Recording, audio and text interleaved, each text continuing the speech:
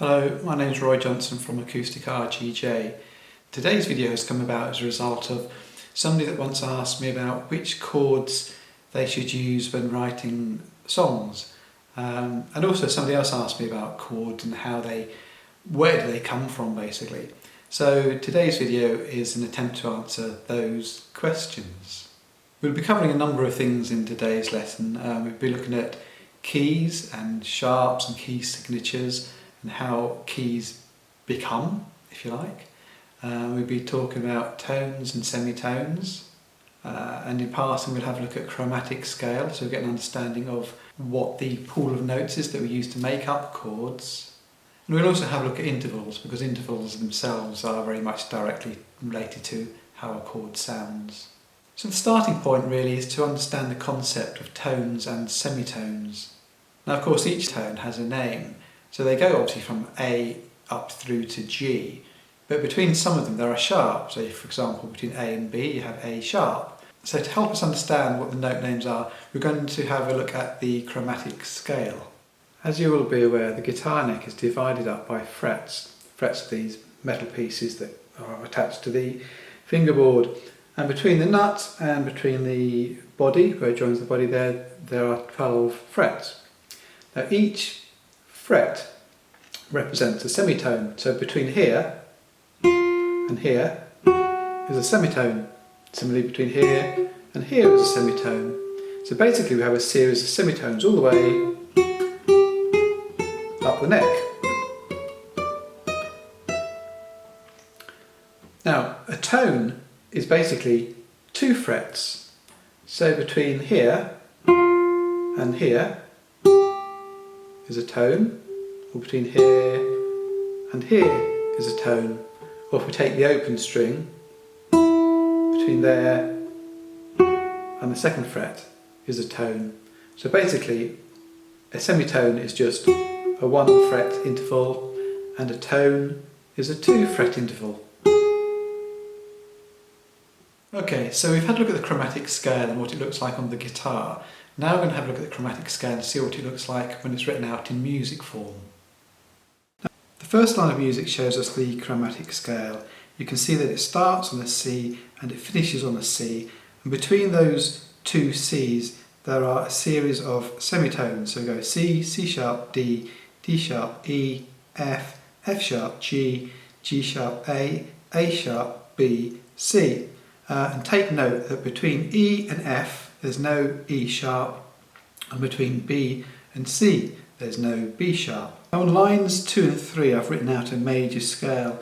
I just wanted to show you this briefly so you're aware that scales aren't just made up of semitones. So the first 2 notes are a C and a D, but you'll see that between the C and the D there's a letter T, and that T stands for tone. So in other words, that's 2 fret intervals. It's not a semitone, so between C and D is a tone, between D and E is a tone, and then between E and F we have a semitone. So I won't go through the whole scale now because we'll look at that in a bit more detail later on. But just be aware that, as I said, scales are made up of a mixture of tones and semitones, not just semitones as per a chromatic scale. If we play all those semitones one after the other, we end up with what is known as a chromatic scale. So let me just show you how that works. We're going to start off with the open E string. The next note will be an F, then we have F sharp, then we have G, G sharp, A sharp, B, C, C sharp, D, D sharp, E, and that's our octave. And then we would just start again. From E we would go to F, F sharp, G, etc. And the same thing works on all the different strings. So if we go from the B string, for example, B, C, C sharp, D, D sharp, E, etc. all the way up the neck. Or if you look at G, G, G sharp, A sharp, B, C.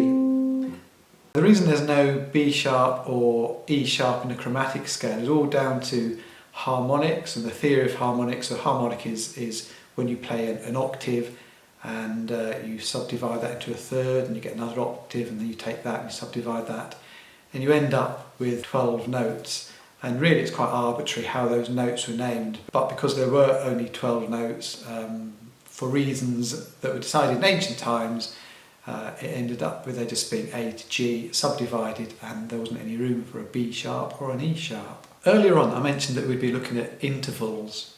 Now an interval is just really the gap between one or more notes. So for example, if I count up from A to B, then A to B would be a second interval. And if I wanted to work out what the interval was from A to C, then I'd go A, B, C, which is 1, 2, 3, or an interval of a third, and so on. So you could go all the way up to the 7th note, so you could go A, B, C, D, E, F, G, and that would be an interval of a 7th.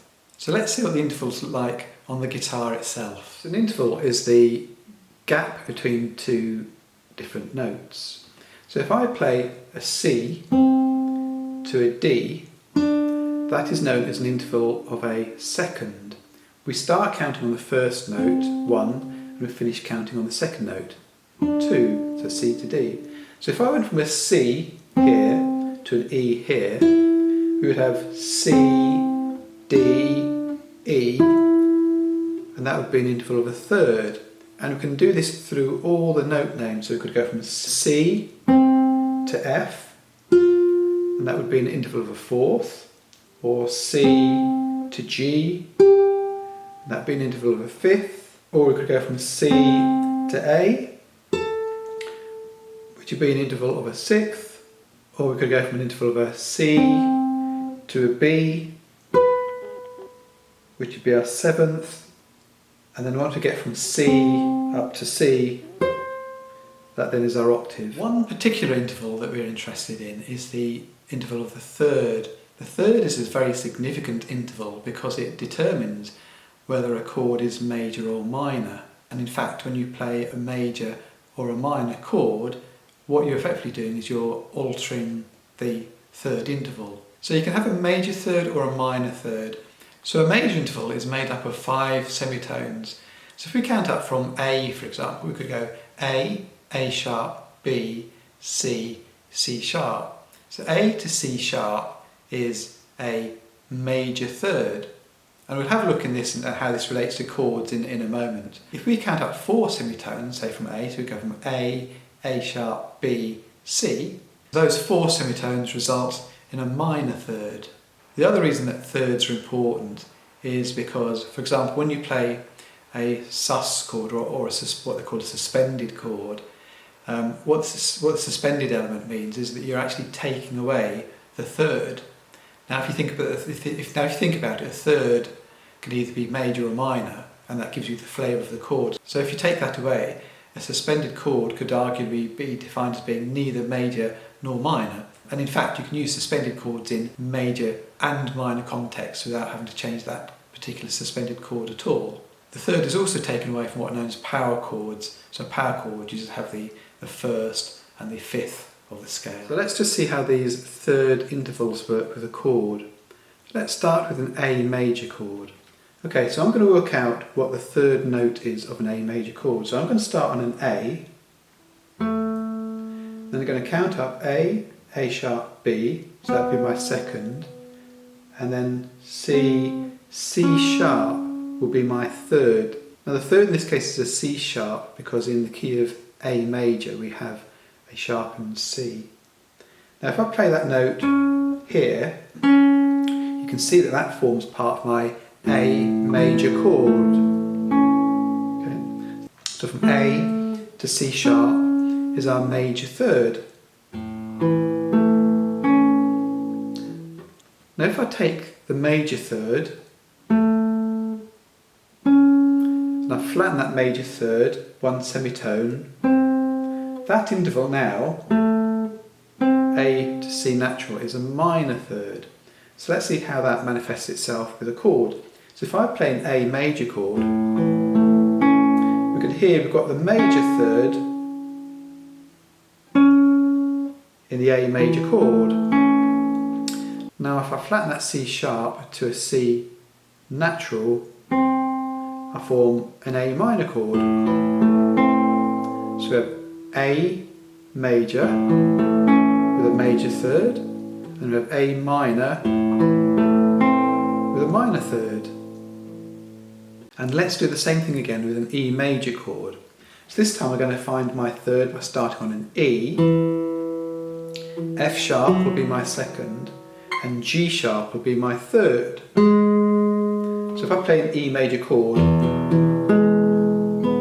can hear that G sharp under my first finger, it's the same as that G sharp there. So that E to G sharp is my major third. And again, if I take that major third and flatten the major third by one semitone from a G sharp to a G, I get a minor third, and you can see how if I play my E major chord with a G sharp in it, if I take that away, so effectively I flatten it, I then end up with an E minor chord. The E minor chord has the flattened third. Okay, so just to sum up where we've got to so far, we've come across the concept of semitones. So a semitone is the interval of 1 fret on a guitar. And we've also come across the interval of a tone, and a tone is 2 frets on a guitar.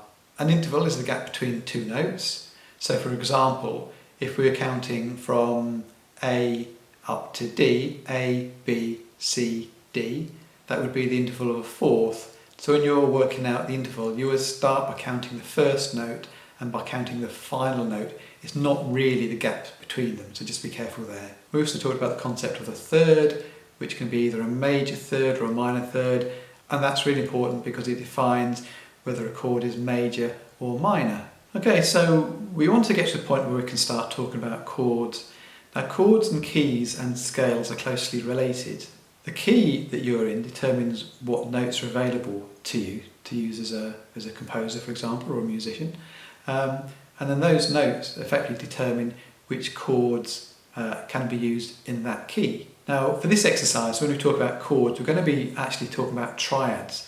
Now, the definition of a chord is it's 3 different notes played at the same time.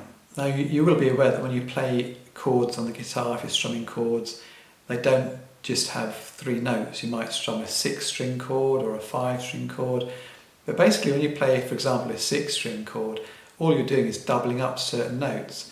If you take a G major chord, for example, you'll have 3 different Gs, one on the 6th string, one on the 3rd string, and one on the 1st string. All you're doing is you're doubling up or trebling up the notes, albeit they're being in a different octave. But the basic chord only has 3 different notes. In this case, it would be a G, a B, and a D. So we're going to start thinking about chords. So chords are made from notes that come from scales. So the first thing we need to do is think about what a scale is. To start with, we are going to have a look at major scales and see what kind of formulas are used to build a major scale. Now bear in mind there are different types of scales. Apart from major scales, there are 3 different minor scales, and there are pentatonic scales, etc. And what makes those scales different is the relationship of all the tones and semitones that occur in those scales. But all major scales will have the same sequence. It's like a formula.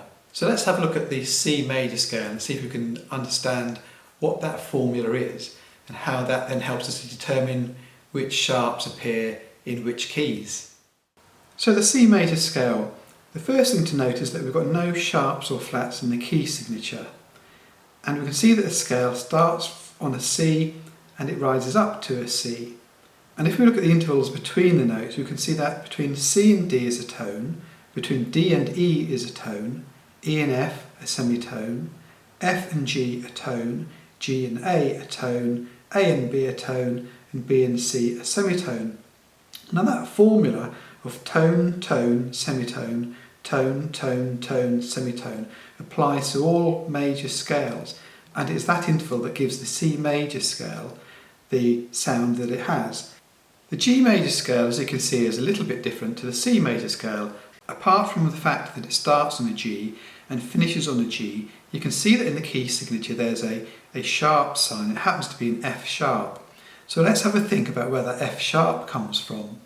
So following our formula that we learned from C major, G to A is a tone, A to B is a tone, B to C is a semitone, C to D is a tone, D to E is a tone, but then we go from E to F. Now we know that that interval wants to be a tone, so what we'll have to do instead of going from E to F, which would be a semitone, is we're going to sharpen the F to make an F sharp, and then E to F sharp becomes a tone. That then helps us with the next interval, which is a semitone, which takes us from F sharp to G. We could repeat this exercise all the way up to the point when we have 5 sharps. In fact, there might be something you want to have a triad with a pencil and paper. But we'll look at just one more for today, and that'll be D major. The D major scale has 2 sharps, so let's think about where they come from. We know the first interval, D to E, is a tone, and we also know that the next interval needs to be a tone. But if we go from E to F is a semitone, so in order to make that interval a tone, what we will do is we will put a sharp against the F, so you go from E to F sharp, and that creates a tone interval. Now the next interval, fortunately, wants to be a semitone, and by having raised the F sharp, the interval now from F sharp to G is a semitone. We're then okay with the tone from G to A and the tone from A to B. But when we get to B and C, again that interval wants to be a tone, but B to C is actually a semitone. So what we need to do, we need to sharpen the C sharp, so we have B to C sharp, and that fortunately, because we've raised the C sharp to D is a semitone as per our formula. I would just like to talk about a chord in terms of its technical definition. A major or a minor chord is technically made up of 3 different notes, hence the word triad. There are different chords, obviously, that are what are called extended chords. So for example, you could have an A7 chord. So an A7 chord is basically an A chord, but with another note added. So it's a 4-note chord. But to start with, we're just going to be looking at major and minor chords, or in other words, major or minor triads. And don't get confused by the fact that when you strum a chord, you may be playing a 6-string chord or a 5-string chord. If you play a 6-string chord, for example, if you're playing a G major chord or G major triad is basically made up of 3 notes, G, B and D. But when you play it as a chord on the guitar, what you do is you effectively double up some of those notes. So for example, the G note occurs on the 6th string, the 3rd string and the 1st string. It's not that you're adding different note names, it's just you're doubling up or trebling up on some of the notes and putting them into different octaves. So now, thank goodness, comes a time when we can actually look at the chords or the triads themselves in conjunction with scales and start determining how the chords are put together. So let's have a think about the chords that we can build on a C major scale. If we take the first note, C, what we can do is we can stack additional notes on top of that C. So on top of the C, I can put an E. So C to D to E, C to E is the interval of a third. And then I can put another third on top of that from the E, so E, F, G. So we end up with a triad of C, E and G, and that is our C major chord triad. Basically it's just 2 thirds stacked on top of each other. If we move on to the next chord, which is built on a D note, we now again have 2 thirds stacked on top of each other. This time we go from D to F, that's D, E, F, and then from F to A, F, G, A, 2 thirds, which gives us a chord of D minor. We can then go on to E minor, which again is 2 stacked thirds, which gives us a chord with the notes E, G and B. Then moving on to the next chord, which is a chord of F major, with the notes F, A and C. And then we get on to a chord of G, G, B and D. Now this is written as a major chord, although normally when you're playing that particular chord you'd play it as a 7th chord, because it's what's known as the dominant chord, and it kind of creates a link from the G chord back to the root chord, which is a C chord. The next chord is a minor chord, A minor, A, C, E. Then we have B diminished, and we have our root chord C again. So these chord shapes may not be familiar to you, but I've written them out this way just so you get a sense of the chord rising in pitch. The other thing you'll notice is that there aren't any sharps or flats in this key signature. Let's just hear what a C harmonized scale sounds like.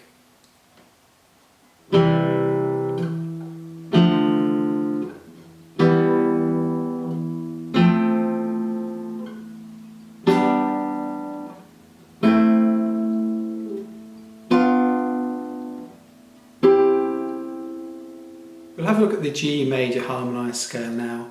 It's important to remember that the same rules apply to harmonising the G major scale as the rules apply to the C major scale earlier on. So in other words, all the triad chords will be built up by stacking thirds. Let's have a look and see.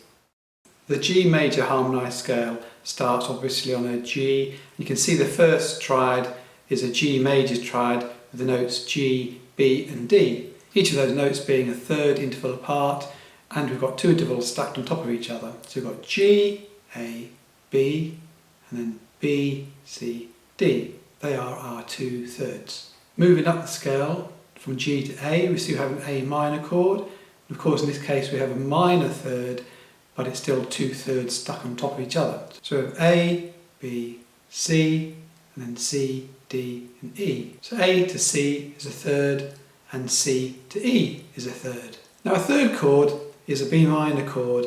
Just be careful with this one because you can see that we have an F sharp in the key signature, and that's represented in the triad that we play for B minor. Jumping ahead a little bit, when we get to the fifth chord, which is known as our dominant chord, the triad is written as a D major chord. In a lot of practical situations, you'd actually play the D major chord as a D7 chord, because that's the chord that resolves to the key chord, in this case a G major. It forms what's known as a perfect cadence. And again jumping forward, the seventh chord, which is F sharp diminished. That has an F sharp, an A and a C. F sharp diminished is a chord that you won't often see in contemporary music. However, it is a good chord to substitute for the fifth chord.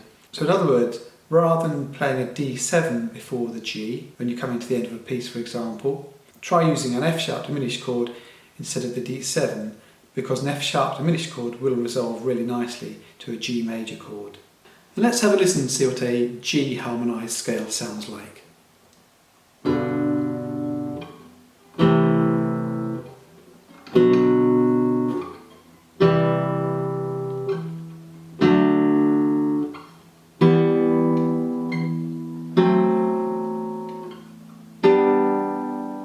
We could do this exercise all the way up to 5 sharps, which would put us in the key of B major. However, I'll spare you all that because it's quite a long thing to go through.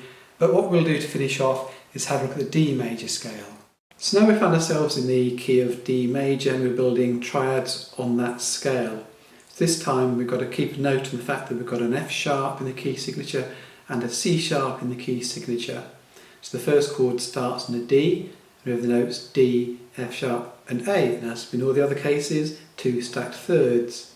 We then go on to our E minor chord, which is E, G and B, and then we have our next chord, which is F sharp minor. It's called F sharp minor rather than just F minor because we have an F sharp in the key signature. You notice there's also a C sharp in this chord, and again it's sharpened because we have a C sharp in the key signature. We then go on to our G chord, G, B, D, which is a major chord. Now our fifth chord is written as an A major chord, but again when you play this in a practical way you'd probably find that that A would become an A7, and the A7 will resolve very nicely to the D major chord, certainly at the end of a song. We then go on to a B minor chord, our C sharp diminished chord and our D major chord. And let's hear what a D major harmonised scale sounds like.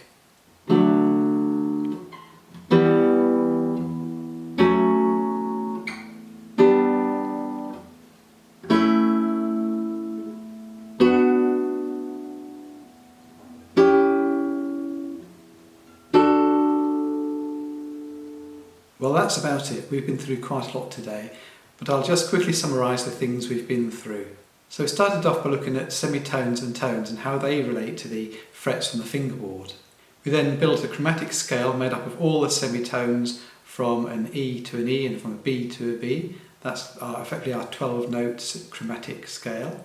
And we then looked at intervals, i.e. how you count from one note up to another, and how the third interval is an important interval because it comes as a major third or a minor third, and that helps us to build major chords and minor chords. We then had a look at building major scales and the formula that's used to build a scale, and how as a result of that formula some notes become sharpened, and those sharps are then reflected in the key signature, which determines what key we're playing in. And from the scale we then built triads on each of the notes of that scale, and each of those triads effectively forms a chord. So we end up with a harmonised scale, and that harmonized scale represents the majority of the chords that are used in songwriting when we're writing songs in specific keys. So I hope you found this video interesting and useful. If you want to ask any questions, then put them in the comments below the video. Please don't forget to subscribe, hit the bell icon, and then I can let you know when I've released other videos which will hopefully be of interest to you. Okay, thanks for listening, and bye for now.